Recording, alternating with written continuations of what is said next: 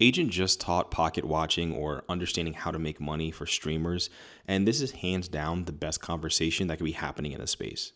Welcome to Pocket Watching 101. Today, we're learning how to watch pockets, man. It's pretty simple. By the end of this class, you should be able to look at the person beside you and have an exact estimate on how much money they make as a content creator. It's not hard. All the information is publicly accessible. You just need the framework. So we're gonna do some exercises to help you guys get right so that everybody can become a professional pocket watcher.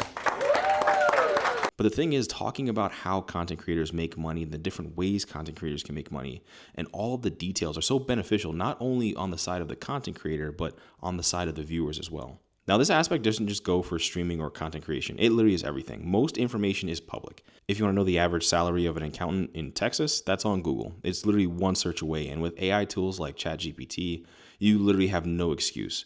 Now, next he covers his revenue and expenses. And this is, where he gets all the props being so transparent for all of the content creators in the room, because it's clear that he's, top 0.1% when you look at these monthly costs. Revenue. Chat, you know this. We had the weight loss marathon this month. It was expensive, bro. The house rental alone was $80,000. It was another $80,000 on top of the rest of the expenses just for that marathon. I had to lose 25 pounds in 10 days. I gained all the weight back. But it was great content, though. It was fantastic content, and that's all that mattered. And there was the rest of the expenses during the month. The different segments that you do. Anytime you need to rent something, buy something, move something, transport something, flights you're booking for people, the team that you have, the payroll. It's a business, bro, so there's gonna be a lot of expenses, and it tallied up to $350,000, my nigga. It's a lot, bro. Now remember, understanding how much money someone's spending is just a part of it, because you need to understand both how much money is coming in and how much money is going out. Because at the end of the day, it doesn't truly matter if someone's making $10,000 a month.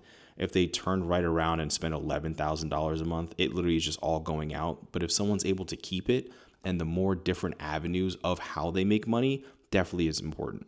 But the most important slide is right here, where he covers how much money and all of the different sources and avenues a content creator can make money from. You could tell it's a marathon because I had 300-hour stream. I really want y'all to focus in on this, though. This is why I'm saying ads are really underrated. Do you see this purple section here? Those are ads. If I remove the ads, my budget is eviscerated. So I'm saying it's underrated because it's the main way I get to do cool stuff. It also helps convert subscribers because niggas want to subscribe if there's lots of ads, but I wouldn't recommend that because the main priority for small streamers is discovery. As you grow, I would recommend it more and more. But I really, truly believe it, bro. Like without ads, and you can see this split here, I pulled it up on purpose. Like on an average day in January, this is a marathon, so I was live the whole day. Keep in mind, there's ads playing the entire day, $4,000. And that's a bad day. Because if this was done in December, that's gonna be $20,000, $25,000. In the months where you are buying more, advertisers are spending more. Black Fridays, Thanksgivings, Christmases, that season hits hard. Summertime, people going on vacation. So this was Twitch, and this is what YouTube looked like in a little bit more of an optimized month. And keep in mind, like, these are just clips from the stream, bro. So if we take a look, also I nailed it on brand deals. We had a lot of mega brand deals that month. And so the overall revenue was fantastic. Even though we spent $500,000, we still made money. You get what I'm saying? So I spent $500, but I made $800. So that's a winner for us. You want to win more than you lose, because that's how you stay in business. But if you lose, it's not the end of the world. And I really want to say, like, now you have $282,000. What's your next big idea? You get what I'm saying? That's what money does. Like, what's your next big idea? Like Streamer University, boom. Like, you guys all, I imagine, are creatives. Like, you have good ideas in your notes, in your textbooks, in your phone. Like, that's what helps make it happen. But it's not, but I also don't think you spend 100% of it on that, though. Now, obviously, his numbers are top 1%, but here's the thing. There's so much anyone can apply to this if you want to start making money or if you want to go into any avenue like this. Because as a small content creator, I understand the different methods that someone can make, right? You have AdSense, you have paid memberships, you can create merch or products. You can go align with a brand deal or sponsorships, and you can have affiliate links. I mean, there's all the different routes that everyone's using. I mean, you see courses, you see new softwares popping up. I mean, Mr. Beast has a candy bar line, so the sky's the limit. So once you see streamlined processes like this, you'll obviously understand it more. So this is the pocket watching cheat sheet. I'm about to hand it out to y'all, okay? This is gonna give you a nice average. What I want y'all to take from this is I'm giving you a few instances of what you can get on the lower end of brand deals, higher end of brand deals. Lower end of ads, higher end of ads. lower end of monthly views on YouTube, higher end of monthly views on YouTube. The reason why I'm giving a range is because if you're in tech and finance on YouTube, you're at the peak.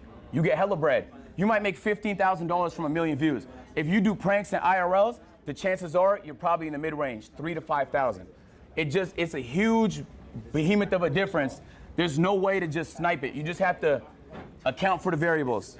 I haven't looked at chat all stream. I could be getting cooked. But like he said, not all content creator views are the same. It heavily depends on the content you make and the targeted audience ads, because those all have different values. And he even created a cheat sheet, which I'm not gonna lie is pretty helpful, just for people who are curious. Now, overall, we need more conversations like this. The open transparency just helps everyone. Now, don't get me wrong, there's no perfect system. And being in a financial commentary niche, there are creators like Pocket Watching with JT who break down finances and help you. But even having overall insight into all of these, super niche aspects, instead of just asking service level questions, is where people can really learn the most from. And personally, I thought I was crazy just as a content creator, because you see all of these other creators who are just flexing everything, right? They're flexing a Lamborghini, they're flexing a nice fancy house. But once you realize that it's all a facade, it's all a fake it till you make it scheme, everyone's just revolving in debt and they're hoping on, selling a course because it all makes sense once you realize that social media is just a house of cards. Now, previously I made a video talking about how much money Mr. Beast is making, and in the comments, someone called me a pocket watcher. But here's the thing. That term was previously used as negative, but as a grown adult, I understand that it's only a positive. I simply just don't understand how things work is negative. So shaming talking about money is so stupid. And I love the fact that, large content creators like this are only helping smaller content creators, because we can all learn in this space.